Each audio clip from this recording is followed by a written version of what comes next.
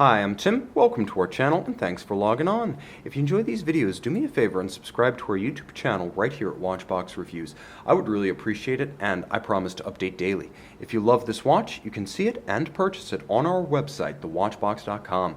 Today, we are discussing the Glashutte Original Vintage Sixties Automatic, a no-nonsense tribute to the swingin' 60s from the folks in Saxony.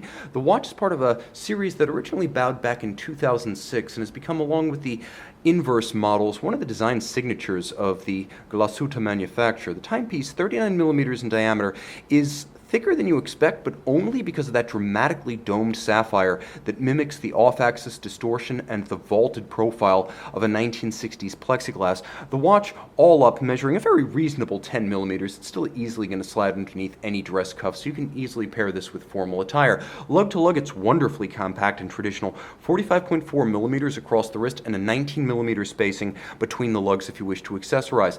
This watch has a handsome factory strap. You can see small circular scale alligator leather, folded edge monotone stitch underneath, that monotone stitch giving way to another black piece of hide, but this one in calfskin. Don't let the label fool you. The alligator is on this side, the calfskin is on the underside. Now, there is one non-standard component on this watch.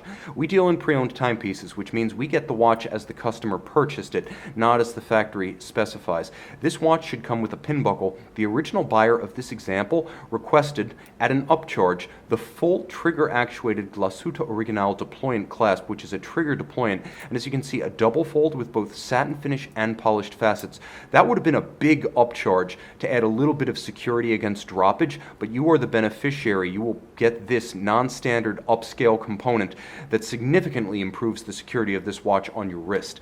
No droppage at bedside. You can also see the watch with a handsome and minimalist case. This is why I say most of the thickness of this watch is in the sapphires, because the mid-case is quite slim and traditional. It has a few strong horizontals formed by the junction of the mid-case with the bezel and the case back, and you can see the watch is made thinner by the fact that the bezel is actually sunken below the hood of the lug on both sides, so the bezel is sunken into the depth of the lug rather than one riding on top of the other. That helps to thin out the profile of the watch. You can see everything's of high polish, and that works well on a watch that is of a vintage persuasion. You can see Geo branded, double letter logo crown, and the timepiece with that dramatically domed sapphire. And you can see there really is a kink. There are two different cambers.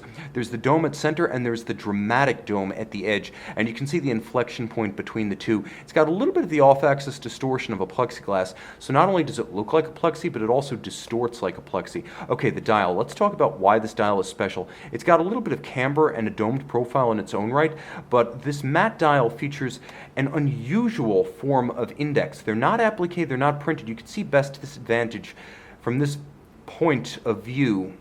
The 7 o'clock index, notice how it has a little wall on its side. It has depth to it. These are actually recessions cut into the dial that are then mirror polished at their base, so the indices are actually negative spaces. They have depth to them. They're little polished trenches in the dial, and I'm doing my best to capture them, but they are under the dramatically domed portion of the sapphire.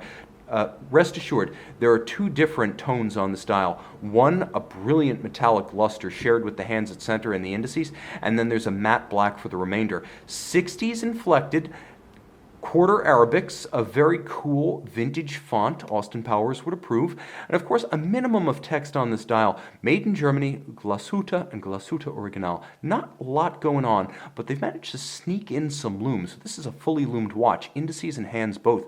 Turn the watch over, GUB, caliber 39, and you can see GUB, the original Glashutte Uhrenbetriebe of the communist era. The GUB is still stamped on their movements. They've kept the old lettering for nostalgic purposes, and you can see the movement.